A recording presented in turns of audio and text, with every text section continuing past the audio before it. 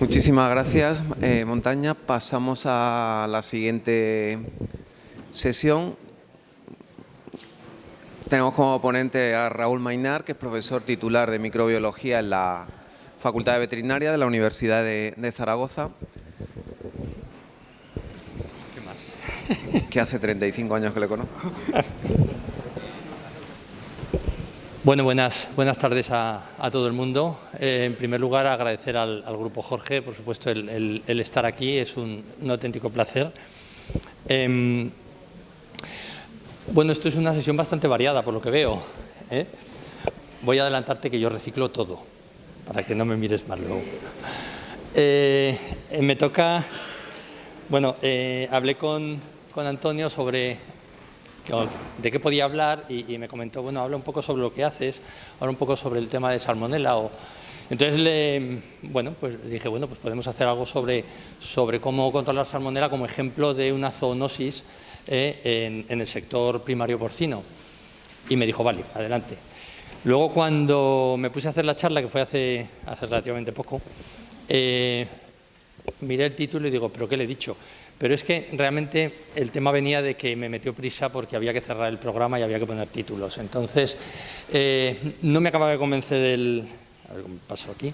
No me acababa de convencer el título y he decidido a última hora cambiarlo. Y lo cambio porque pensando en él me di cuenta que llevo más de 15 años trabajando en salmonelosis y que creo que no ha cambiado mucho la cosa desde que empecé.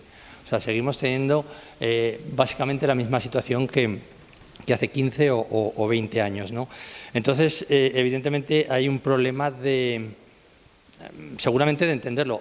Es verdad que los investigadores solemos predicar en el desierto y estamos acostumbrados a ello y hablamos y creemos que lo nuestro es lo más importante y a lo mejor la sociedad va por otro lado, ¿no? Pero como nos divierte, pues seguimos haciéndolo. Entonces, cambié la idea y dije, bueno, realmente a lo mejor lo que nos tenemos que preguntar es si la salmonela tiene que ser controlada o no, porque a lo mejor... Pues eso, estoy predicando en el desierto. Y entonces lo que pretendo aquí es simplemente responder a esa pregunta, en un primer lugar, hablando de la salmonelosis, muy brevemente todo, voy a intentar ser muy sucinto, hablando luego de la gente que lo produce, y si os convenzo de que, bueno, que a lo mejor sí que hace falta hacer algo, entonces os hablo de lo que hemos estado haciendo o lo que hemos pensado que se podría hacer, a diferencia de lo que se ha estado haciendo hasta ahora mismo en otros países europeos. Entonces, bueno, vamos a empezar y voy a empezar con algo que seguramente todos conocemos y es que la salmonelosis es una enfermedad, es una zoonosis, pero como muchas zoonosis en los animales suelen ser infecciones que cursan de forma, vamos a poner, invisible. Invisible no porque no las podamos detectar, sino porque realmente a nivel productivo no suelen afectar a los rendimientos, ¿no? Entonces, la salmonelosis es un problema que en salud humana se conoce desde hace muchísimos tiempos y, sin embargo, en cuestión en salud animal, pues, bueno, sabemos alguna cosa, pero no era muy conocida hasta hace poco. En humana, bueno, pues sabemos lo que produce, la achacábamos fundamentalmente a las aves, al consumo de huevos, se ha combatido con medidas higiénico-sanitarias fundamentalmente hasta que nos dimos cuenta que había que hacer algo más y entonces se empezó a mirar a las aves y se empezaron los programas de control. En los animales, prácticamente, hemos sabido, bueno, no la hemos estudiado porque no daba problemas. Pero ahora sabemos que salmonela es un agente que prácticamente está en todos los animales, que en la mayoría cursa de forma subclínica, fundamentalmente además por esos serotipos, por esos tipos de salmonela que son los más zoonóticos y que solo unos ciertos serotipos muy adaptados a ciertas especies de animales son los que causan problemas en los animales. Y ahí tenemos, por ejemplo, pues, cólera suis en el cerdo, Puyorum gallinarum en las aves, ¿no? Bien, pues ese silencio, esa invisibilidad de la salmonelosis hace que seamos, que España sea un gran productor con uno de los mejores sectores productivos en porcino del mundo, podríamos decir, pero también seamos líderes en salmonela, básicamente porque no nos molesta. Y como no nos molesta, pues tampoco se ha hecho mucho. Y estos son datos no sé si se ven muy bien, de hace ya unos años, de prevalencias de infección en cerdos de cebo que iban a matadero, en granjas de madres, de abuelas. Y esa situación, por la experiencia que tengo analizando, llevo bastantes años haciendo muestreos, se mantiene prácticamente igual. Algo que hicimos hace un tiempo para ver realmente hasta dónde llegaba esta situación fue analizar lechones, porque había una idea de que los lechones no sufrían salmonela, o no presentaban salmonela simplemente por un tema de anticuerpos maternales. Entonces, aquí en España tenemos la suerte de consumir lechones, incluso vender lechones, y por lo tanto hay mataderos especializados en el sacrificio de lechones, y nos dieron la oportunidad de analizar esos lechones que iban a matadero. Lechones absolutamente sanos y además sin antibióticos, con lo cual era una muestra perfecta. Bueno, pues vimos que prácticamente de media cerca del 40% de los lechones estaban infectados con salmonela y excretaban salmonela. Esos son los lechones, estos eran provenientes de granjas de abuelas, que se supone que además tienen una bioseguridad un poco más superior a lo que sería una granja de madre productora. Bueno, pues esos lechones iban a matadero, con lo cual los de las madres seguramente pues van a transición, y en la transición, bueno, pues hasta hace poco estábamos utilizando antibióticos y probablemente se controlaba, pero evidentemente esto nos da pie a pensar que el origen de la salmonela en los cebaderos viene de algún sitio y probablemente de un poco anterior. La cuestión o la pregunta es, bueno, bien, tenemos salmonela, ¿y qué? ¿Y eso nos está suponiendo algo? ¿Nos está...? No sé, porque hasta ahora tampoco ha pasado nada. Entonces, ahora tenemos que mirar un poco a salmonela, a la bacteria. Y para mí esta bacteria es una bacteria especialmente, yo le llamo resiliente, no le llamo ni enzoótica, ni epizootica, ni emergente, le llamo resiliente. Si os acordáis de la definición de resiliencia según la Real Academia Española, pues es la capacidad que tienen ciertos individuos de adaptarse a un efecto adverso o a una situación, a un agente perturbador. Yo añadiría algo más, y además salir reforzado de eso. Para mí eso es la resiliencia. Bueno, pues las bacterias, la mayoría son resilientes. Se adaptan y se refuerzan. Y en algunos casos, las zoonóticas, pues claro, nos ponen en peligro. Y esta tiene una serie de características que es lo que quiero comentar, que creo que la hacen especialmente resiliente. Una de ellas es la capacidad que tiene de infección. Infecta a todo Dios. Perdone. Pero todos los animales, sangre caliente, sangre fría, son infectados por salmonela. Con lo cual eso, de momento ya, lo que nos va a dificultar mucho es eliminarla. Eliminarla del ambiente es prácticamente imposible. Otra cosa muy curiosa de salmonela que ocurrió hace unos años, decía que hay unos serotipos adaptados que provocan enfermedad, y uno de ellos era Gallinarum.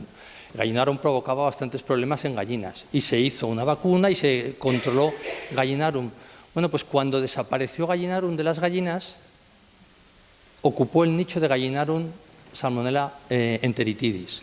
O sea, aparentemente resolvimos un problema sanitario animal y promovimos un problema sanitario humano. Evidentemente no lo sabíamos, no ocurre siempre así.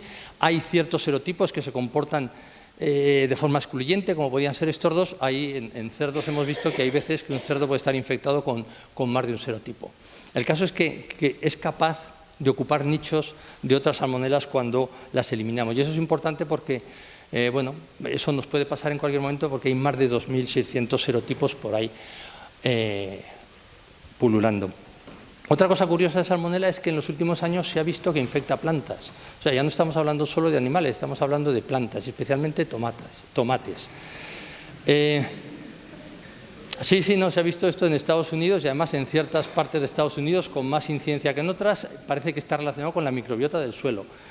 Lo más curioso ya no es que infecte las plantas, infectar, no contaminarlas, infectarlas, internalizarse dentro, sino que además es capaz de utilizar los insectos fitófagos, aquellos que se alimentan de plantas, para transmitirse entre las plantas.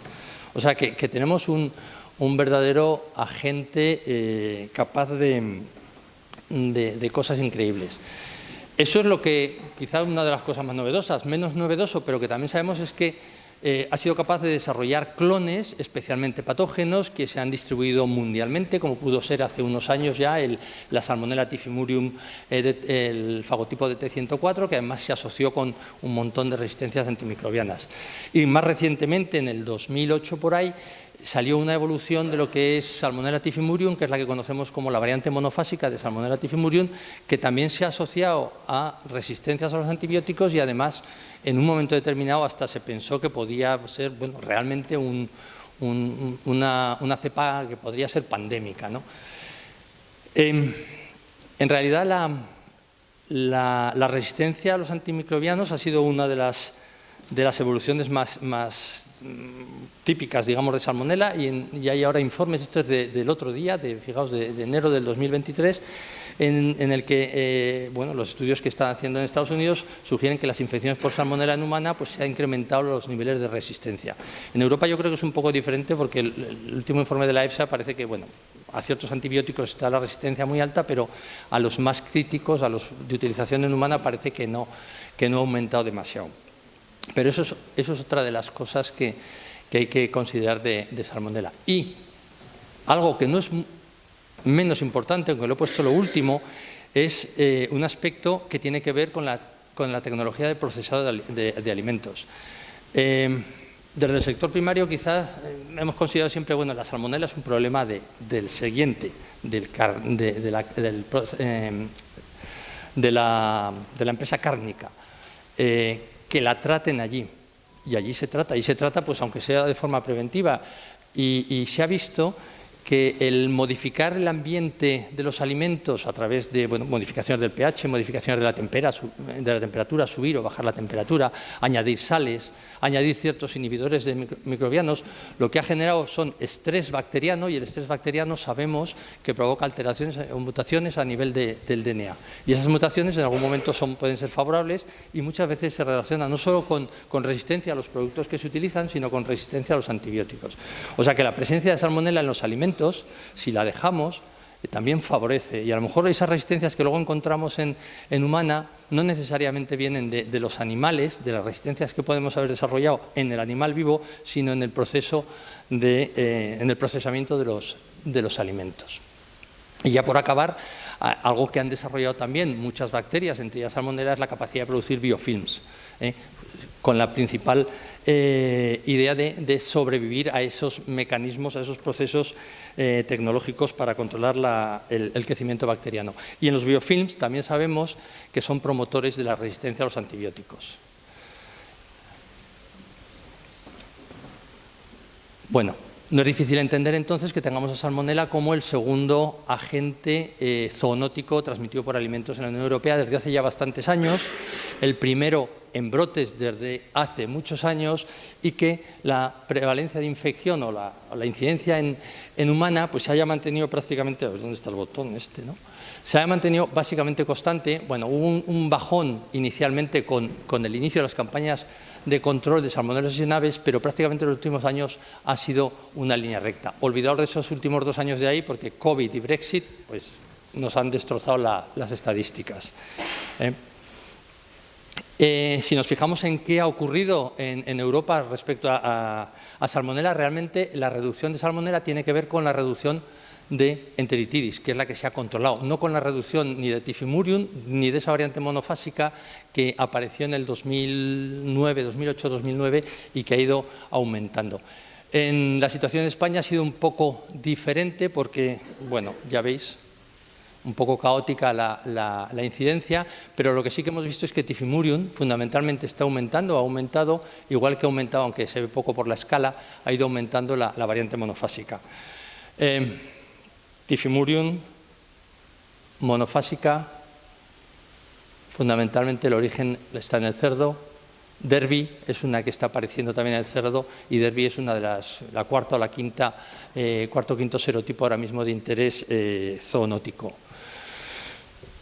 Conclusión, a lo mejor simplemente tenemos que controlar Salmonella ya no solo por la casuística directa que tiene, la incidencia que tiene directa en las personas, sino porque permitiéndole multiplicarse, permitiéndole estar ahí, lo que estamos favoreciendo es que evolucione, que se haga cada vez más fuerte, que se haga cada vez más resiliente, ¿no? Entonces, ese es un poco uno de los aspectos que quizá menos hemos hablado siempre directamente de las consecuencias, las infecciones que provoca, pero igual hay que pensar en un poco más allá.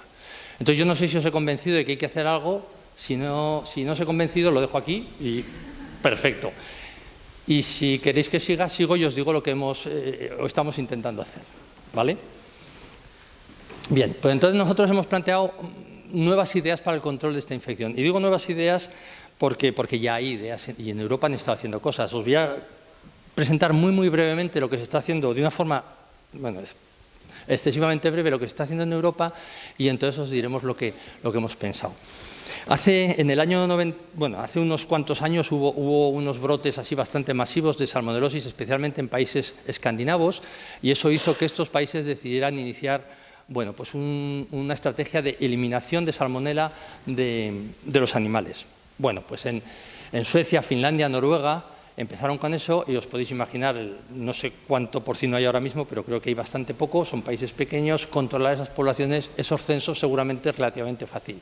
Dinamarca también inició un programa en el 95, Dinamarca tiene una producción porcina muchísimo mayor, pero también es una producción porcina muy controlada y tampoco nada parecido a lo que tenemos en España o puede haber en Francia, Alemania o el Reino Unido. Se gastaron una pasta, eso es verdad, y consiguieron reducir significativamente los niveles de salmonela en las explotaciones y en los mataderos. Bueno, pues en base a esa experiencia vinieron otros países después, Reino Unido, Irlanda, Alemania, Holanda, Bélgica, que dijeron vamos a hacer lo mismo. Bueno, pues sí, empezaron a hacerlo, pero el Reino Unido lo dejó, Bélgica lo dejó, Holanda no hay pistas de que haya funcionado nada, Irlanda no hay ninguna pista tampoco, y de Alemania supe me parece que salió en el 333 hace un año por ahí una noticia que Alemania había descendido la prevalencia de granjas de alto riesgo de salmonela en un porcentaje bastante pequeño. Lleva desde el 2002 con un programa de control. Y es la primera vez que hablan de que se ha reducido un poco significativamente. Lo de significativamente ya sabéis que la estadística, bueno, pues hay mentiras, grandes mentiras y estadísticas. Entonces, pues bueno, les ha costado 20 años empezar a ver algo. No sé si esos programas evidentemente no han funcionado muy bien. Hubo algún intento aquí en España, en Cataluña, de iniciar un programa parecido a esos. Al final lo dejaron porque creo que la gente no estaba por la labor. Ahora os diré por qué creo que no estaban por la labor. Los programas estos se basaban en algo muy sencillo, era hacer muestreos serológicos de un porcentaje, una proporción, un número, vamos a decir, pequeño de animales, ver si tenían anticuerpos frente a salmonela y en el caso de que estuviera, bueno, en función de la prevalencia, clasificaban las explotaciones en de alto riesgo, medio riesgo o riesgo bajo. Pero si os fijáis, el número de animales, todos sabemos lo que es un cebadero, por lo menos aquí en España, un cebadero de menos de 1000 animales ya no se contempla. 12 animales cada 4 meses, como empezaron a coger en Bélgica o a muestrear en Bélgica o en Holanda y demás, a mí me parece bastante poco. Entonces, eso da una idea de la circulación de salmonela bastante poco exacta. El caso es que, si tenemos en cuenta lo que he dicho al principio, que es una infección invisible a ojos del ganadero, ¿qué necesidad va a tener el ganadero de iniciar algo que no ve un resultado? Va a ser muy difícil convencer a alguien de que haga algo si no hay un resultado. Eso primero.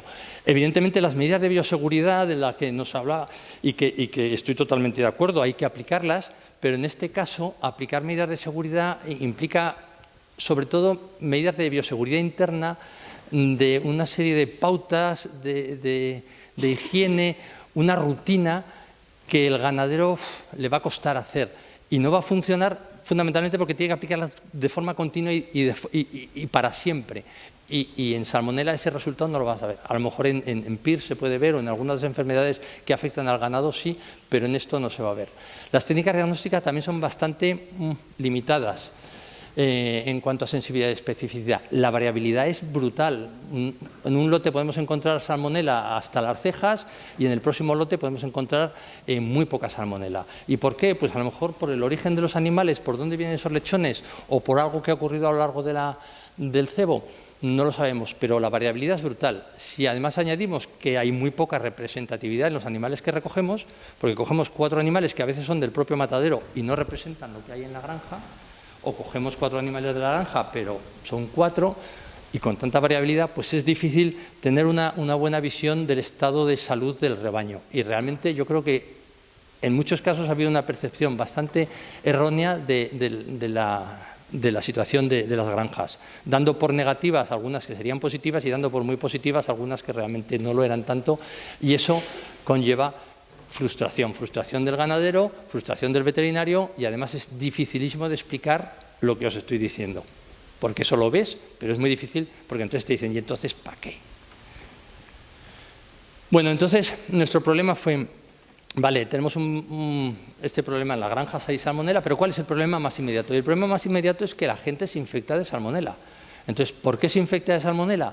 Fundamentalmente por la carne contaminada, la que sea por la carne contaminada. Evidentemente el pollo y los huevos forman es la principal razón, pero la carne de porcino hay evidencias de que también transmite la salmonela. ¿Cómo se contamina la carne? De las canales. ¿Cómo se contaminan las canales? Bueno, hay varias opciones. Ups. A ver si quito esto.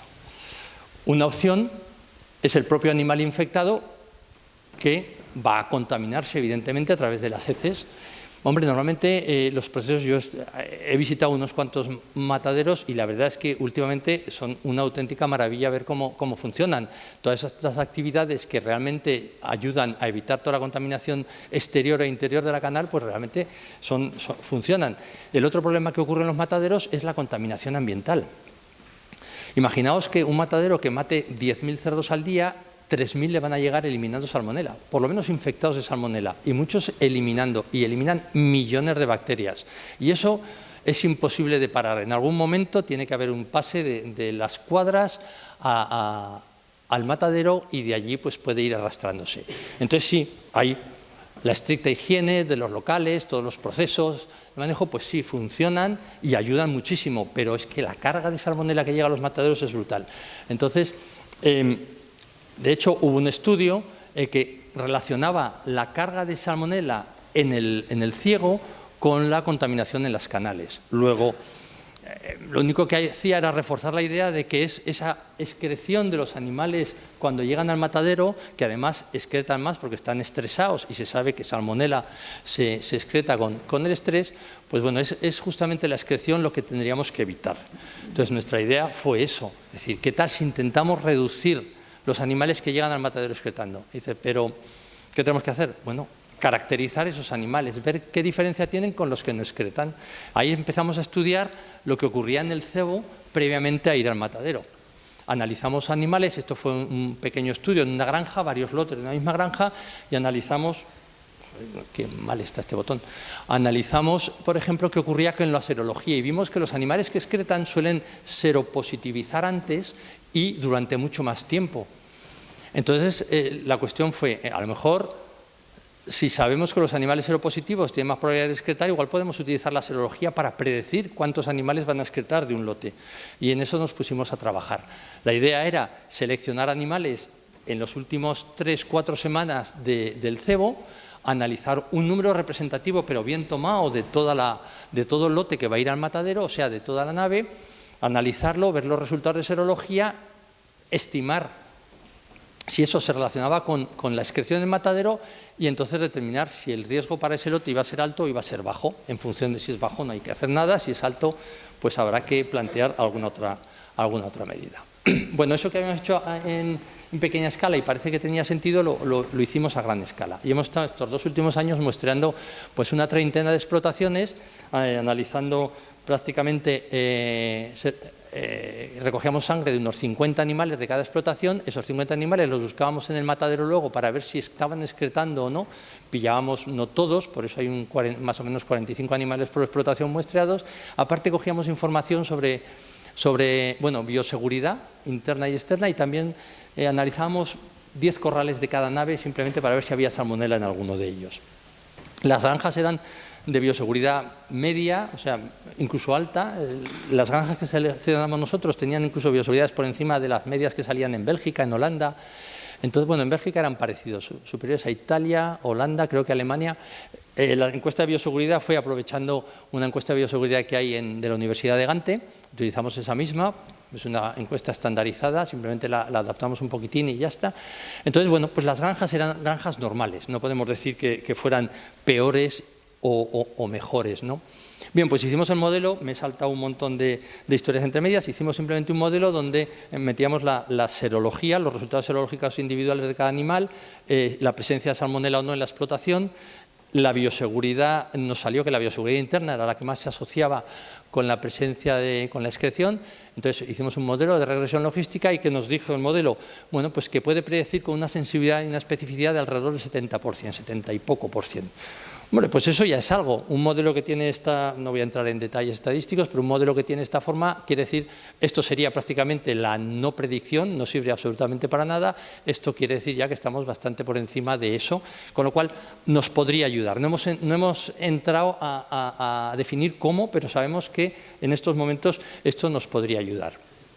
Lo curioso fue darnos cuenta de que la serología a lo mejor no es tan importante, porque realmente midiendo el número de cuadras que salían positivas, poniendo como variable en el modelo el nivel de contaminación según las cuadras, o sea, de naves que no había salmonela a naves que había salmonela en solo 1 o 2 cuadras o en más de 3 cuadras, realmente la última... las granjas con más de 3 cuadras, con más de 30% de las cuadras positivas, realmente nos decían muchísimo sobre la probabilidad de excretar de los animales en la granja. O sea, que se puede todavía simplificar más el modelo. Quizás simplemente yendo a una granja 3 semanas antes del matadero, coger muestras de unos cuantos corrales representativos y analizarlos, nos va a decir el riesgo que tenemos de que esos cerdos lleguen al matadero. Y entonces, ¿qué? ¿Qué hacemos? Bueno, pues ahora está el matadero y está la granja. Esto es un trabajo coordinado, no puede ser un trabajo de uno solo.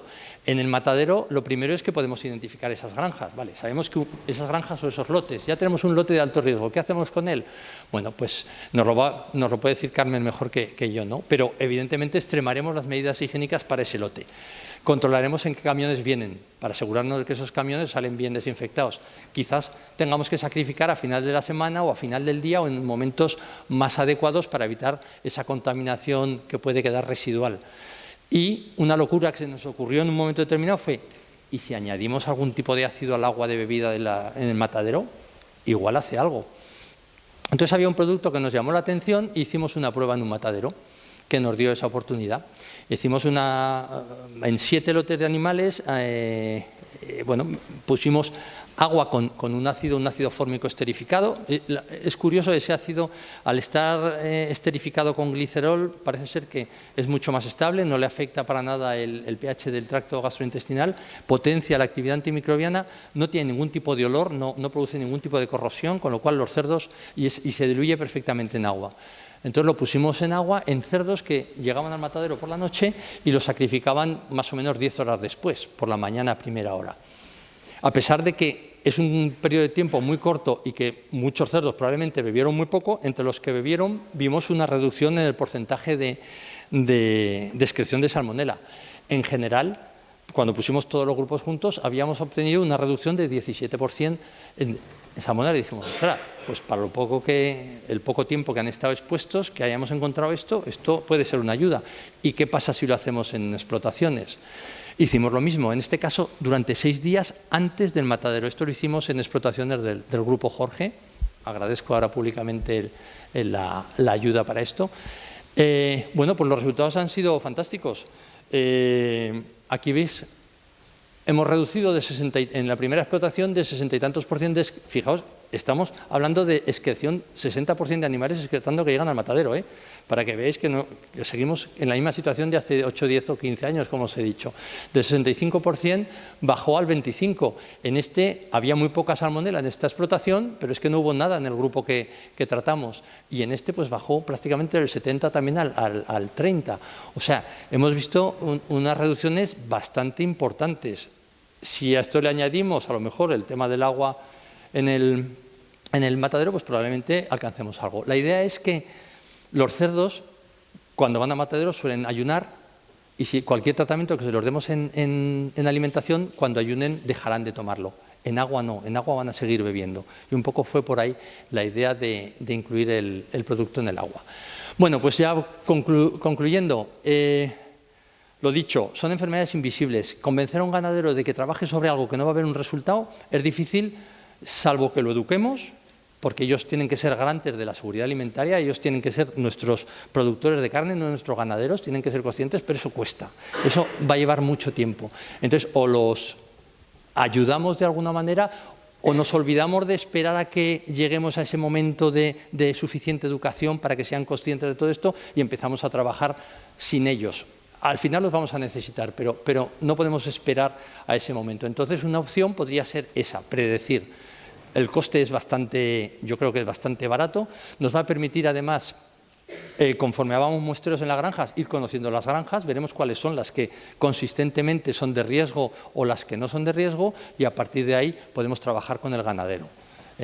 Pero creemos que podría ser una opción posible frente al control que hay. Bueno, no me quiero ir de aquí sin agradecer a todos los estudiantes, a la financiación que hemos tenido, y como tengo un montón de estudiantes de TFG por ahí que me ayudaron con cosas de estas, pues no menos que agradecérselo aquí mismo. Y con esto ya acabo.